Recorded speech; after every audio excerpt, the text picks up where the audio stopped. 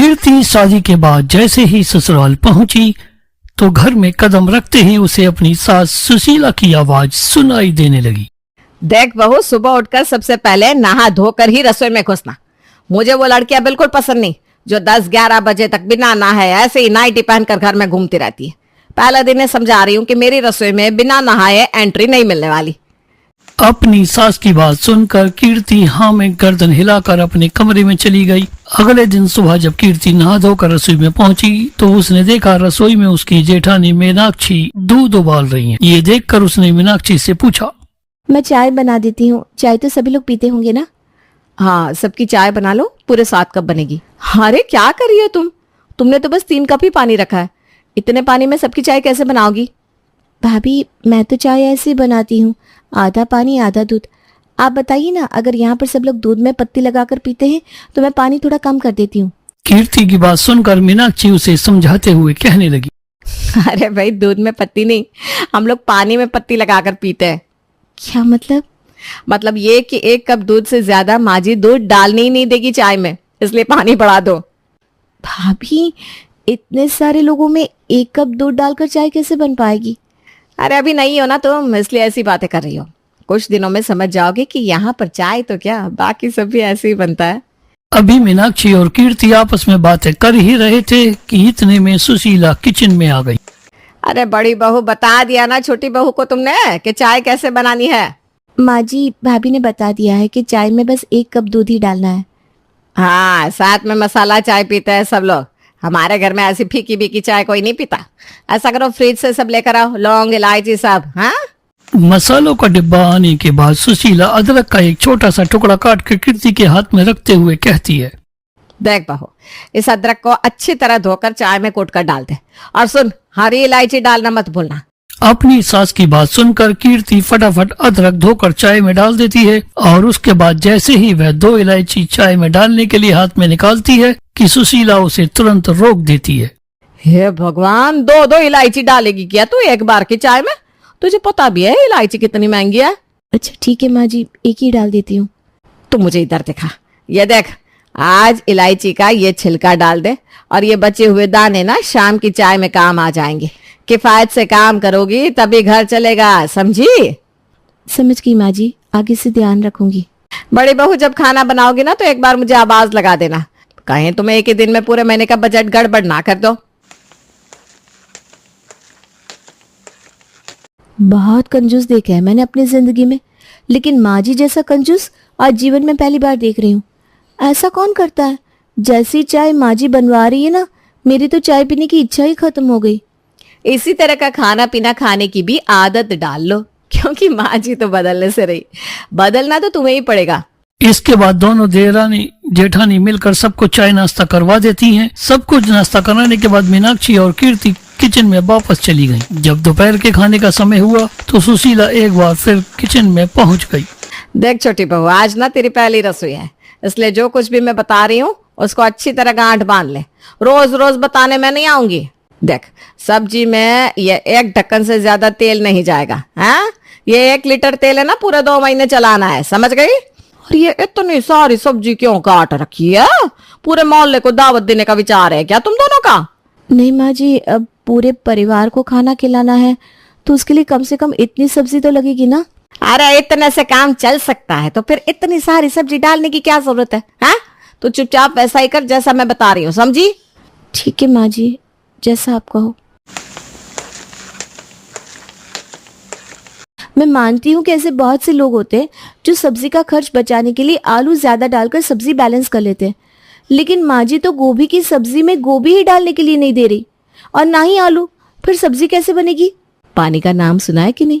हाँ, जितनी सब्जी माँ जी ने दी है ना, चुपचाप इतनी सब्जी काटो और बाकी पानी डाल देना, हो जाएगा बैलेंस। अपनी जेठानी की बात सुनकर कीर्ति ने अपना सिर पीट लिया। अब उसे समझ में आ गया था कि वह बहुत ही कंजूस घर में फंस गई। अरे बेटा, ये क्या, तूने तो दाल सब्जी ली ही नहीं। ऐसे सूखी सूखी रोटी खाएगी तो कैसे काम चलेगा? 4 दिन में कमजोरी आ जाएगी। बड़ी बहू, चलो सब्जी और दाल दो छोटी बहू को। जी माँ जी, अभी देती हूँ। रहने दीजिए माँ जी, क्या फायदा दाल सब्जी खाने का? उसे खाकर भी शरीर में बस पानी की ही कमी पूरी होगी। बाकी तो दाल सब्जी में कुछ है ही नहीं। क्या कहा तूने? एक तो मैं तुझे इतने प्यार से खाना खिला रही हूँ, ऊपर से तू मुझे बातें सुना रही है। ठीक ही कहते हैं भाई, या कलयुग है। यहाँ किसी के साथ भलाई करो ना, तब भी बदले में बुरा ही मिलती है। अरे आप तो मेरी बात का बुरा मान गई माँ जी। आप खुद ही देखिए ना, दाल के कटोरे में नदी से भी ज्यादा पानी तैरता नजर आ रहा है। और ये देखिए, गोभी आलू की सब्जी में गोभी को शायद माइक्रोस्कोप लगाकर ढूंढना पड़ेगा तभी नजर आएगी। इसके बाद तो ये सब कुछ रोज का ही हो गया था। मीनाक्षी को ये सब कुछ झेलने की आदत पड़ चुकी थी और अब कीर्ति भी रोते धोते इस नई कंजूसी भरे माहौल में अपने आप को सेट करने की कोशिश में लग गई थी। ऐसे ही दिन बीतते रहे। एक दिन माँ जी, मेरे भैया का फोन आया है, आज शाम को वो मुझसे मिलने के लिए आने वाले हैं। अरे बड़ी अच्छी बात है ये तो। चल, तेरा भाई आएगा तो कुछ तो शगुन देकर जाएगा ही, उसी से हफ्ते भर की सब्जी का खर्चा निकल जाएगा।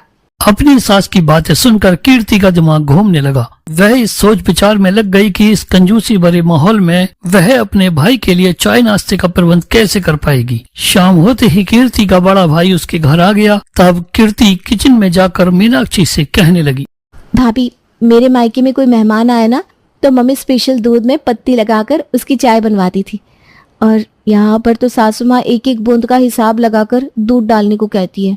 सच में बड़ी शर्म आ रही है मुझे तो। देख, अब शर्म करने से तो कुछ होने वाला है नहीं, और तेरे मम्मी पापा ने ही तो ये रिश्ता किया था ना, थोड़ा बहुत तो उन्हें भी झेलना ही पड़ेगा ना। भाभी, चाय के साथ क्या नाश्ता दूं? कुछ दिखाई नहीं पड़ रहा है। अरे नाश्ता घर में होगा तभी तो दिखाई देगा ना। माँ जी नमकीन बिस्किट तो घर में लाने ही नहीं देती। ये जो 5 रुपए का ग्लूकोज बिस्किट रखा है ना, यही है हमारे यहाँ का मेहमानों को दिया जाने वाला स्पेशल नाश्ता।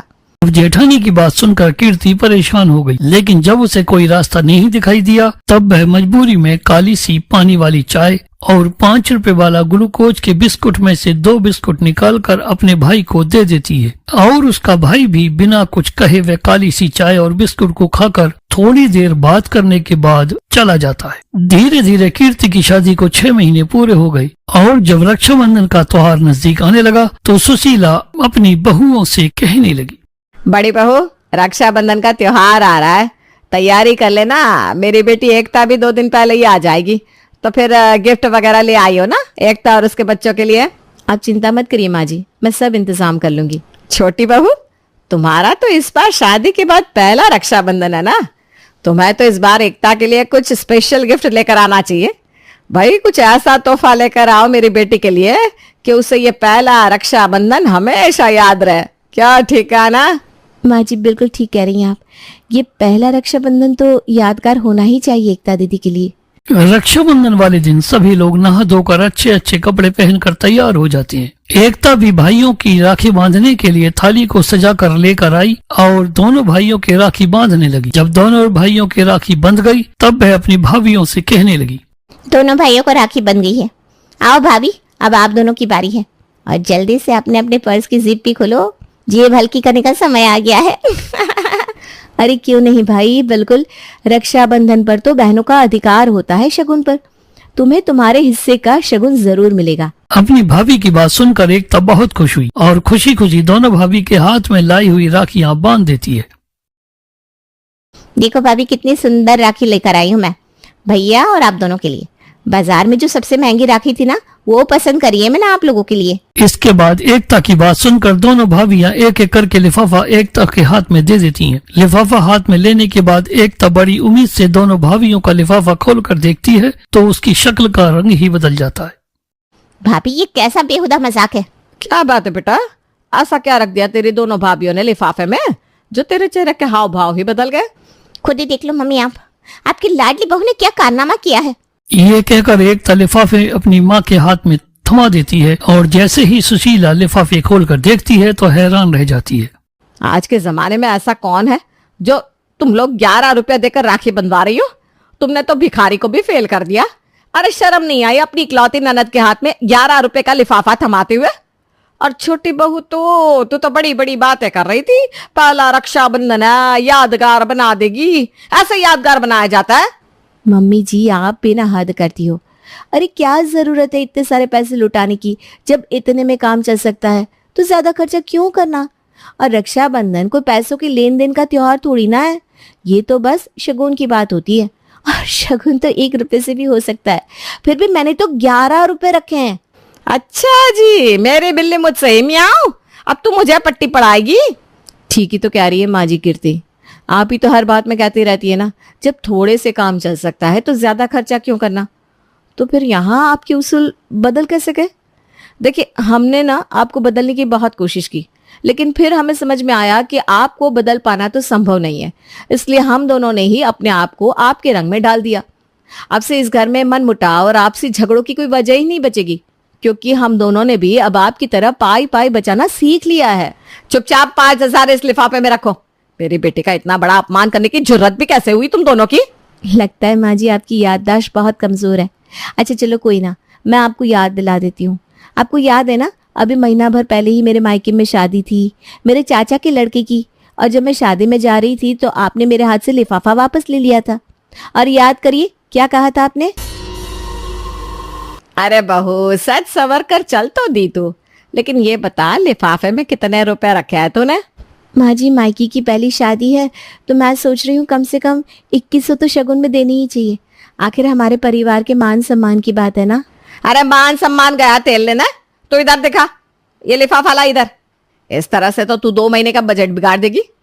अगर इस तरह से दोनों हाथों से पैसे लुटाएगी ना, तो थोड़े दिन में कटोरा लेकर बाहर बैठना पड़ेगा हम लोगों को। ये ले 51 रुपए, और चुपचाप यही लिफाफा अपने मायके में पकड़ा कर आ जाना। ज्यादा होशियारी दिखाने की कोई जरूरत नहीं है। माँ जी कैसी बात कर रही हैं आप? आज के जमाने में 51 रुपए का लिफाफा कौन देता है? क्या तेरे मायके वालों ने दहेज में पैसों का कोई पेड़ भी भेजा था क्या, जिसे हिला हिला कर रोज मैं नोट गिनूंगी? और वैसे भी बेटी के घर का ना 1 रुपया लेना भी गुनाह होता है। मैं तो फिर भी 51 दे रही हूँ। अब मुझसे बहस मत कर, जा, तुझे लेट हो रहा है ना, जा। और एक बात गांठ बांध ले, जब थोड़े में काम हो सकता है तो ज्यादा पैसे खर्च करने की जरूरत क्या है? अब तो आपको याद आ ही गया होगा माँ जी, अगर मैं अपने मायके में 51 रुपए का लिफाफा दे सकती हूँ तो रक्षाबंधन पर 11 रुपए देने में क्या बुराई है? अपनी बहू की बात सुनकर सुशीला अपना सिर खुजाने लगी। अब इस समय उसे समझ में आ गया था कि उसका दाव उसे उल्टा पड़ चुका है। किसी प्रकार रक्षाबंधन का त्योहार बीत जाता है। उसके बाद एक दिन सवेरे सवेरे सुशीला का फोन बजने लगा। फोन पर बात करने के बाद सुशीला बहुत ही खुश नजर आने लगी तो मीनाक्षी ने उससे पूछा, किसका फोन था माँ जी? बड़ी खुश नजर आ रही हैं आप। अरे बड़ी बहू, तुझे याद है मैंने अपने मोहल्ले की सहेलियों के साथ मिलकर किट्टी डाली हुई थी, तो इस बार पहली बार सबने मिलकर ये डिसाइड किया है कि इस बार की किट्टी मेरे यहाँ होगी। मैं ना सच में बड़ी एक्साइटेड हूँ। तुम दोनों मिलकर पूरे घर की बढ़िया से साफ सफाई कर दो, सब कुछ एकदम चकाचक होना चाहिए, और थोड़ी बहुत डेकोरेशन भी कर देना, और नाश्ते का भी A1 इंतजाम करना, समझ गई या नहीं? अरे भाई, अपनी रेपुटेशन की बात है। तुझे पता भी है, जब हम अपनी सहेली के यहाँ किट्टी करने जाते हैं ना, एक से बढ़कर एक आइटम खिलाती है मेरी सहेलियां। इतना बढ़िया इंतजाम होता है कि दिल बाग बाग हो जाता है। आप चिंता क्यों कर रही हैं माँ जी, आपकी तो 2 बहुएं हैं, हम मिलकर सब संभाल लेंगे। हमारे घर की किटी पार्टी ऐसी होगी कि आने वाले 5 सालों तक लोग मिसाल देंगे। क्या बात थी आपकी किटी पार्टी में, आप बस देखते जाइए हम दोनों क्या क्या करते हैं। इसके बाद कीर्ति और मीनाक्षी घर की साफ सफाई में लग जाती हैं और दोनों अपनी सास की किटी पार्टी की शानदार ढंग से तैयारी शुरू कर देती हैं। उन्होंने जल्दी जल्दी पूरे घर की सफाई करने के बाद दरवाजों के पर्दे, बिस्तर की चादरें, सोफे के कवर सब कुछ बदल दिया। अपने कामों से निपटने के बाद कीर्ति और मीनाक्षी मेहमानों का इंतजार करने लगी ताकि उनके आने पर उनके सामने चाय नाश्ता लगाया जा सके। कुछ देर बाद दरवाजे की घंटी बजी और किटी पार्टी की सारी औरतें घर के अंदर आ गई। तब सुशीला किचन में जाकर अपनी बहुओं से पूछने लगी, अरे बहू, सब हो गया कि नहीं? सब लोग आ गए हैं? छोटी, जरा वो कांच के गिलास तो उठा, और फ्रिज में मैंने एक ठंडे पानी की बोतल रखी है, इसे भी निकाल कर लाना। अरे तुझसे मैंने कोल्ड ड्रिंक मंगवाई थी ना, फिर ठंडे पानी का क्या करेगी? और ये तो आधे लीटर की बोतल है, इस आधा लीटर कोल्ड ड्रिंक में किस किस को पिलाएगी तू? हमने कहा था ना माँ जी, हम दोनों मिलकर सब संभाल लेंगे, आप ना बिना बात चिंता करती हो। देखिए, आधा लीटर कोल्ड ड्रिंक पे 1 लीटर पानी मिला देंगे, किसी को कुछ पता नहीं चलने वाला, और वही सर्व कर देंगे। अरे जब इतने में काम चल सकता है तो क्या जरूरत है उतनी बड़ी बोतल मंगवाने की? हैं? क्या बात कर रही हो तुम दोनों? माँ जी, काम के बीच ना आप डिस्टर्ब मत करिए। छोटी, तू वो चिप्स के पैकेट रखे ना, खोल तो सही। 5 रुपए वाले 2 चिप्स के पैकेट? अरे करना क्या वाली हो तुम दोनों? माँ जी, अब इतने में काम चल सकता है, फिर उतना खर्च करने की जरूरत क्या है? ये 5-5 वाले 2 चिप्स के पैकेट है ना, इसी के बीच में थोड़ी सी नमकीन मिला देंगे, किसी को क्या पता लगने वाला है, और उसी के 4-5 पीस प्लेट में रख देंगे। कौन सा आपकी सहेली पेट भरने वाली है? अरे तुम दोनों के दोनों ये बताओ, तुमने इन चिप्स पापड़ के अलावा कुछ और मंगाया है, या आज मुझे किसी के सामने मुंह दिखाने लायक नहीं छोड़ोगी? माँ जी, आप भी ना छोटी छोटी बातों पर घबरा जाती हैं। किसने कहा कि हमने कुछ और खाने के लिए नहीं मंगवाया? अरे वो नंदू ठेले वाला है ना, उसके यहाँ 5 के 2 समोसे मिलते हैं। पूरे 15 समोसे मंगवाए हैं मैंने।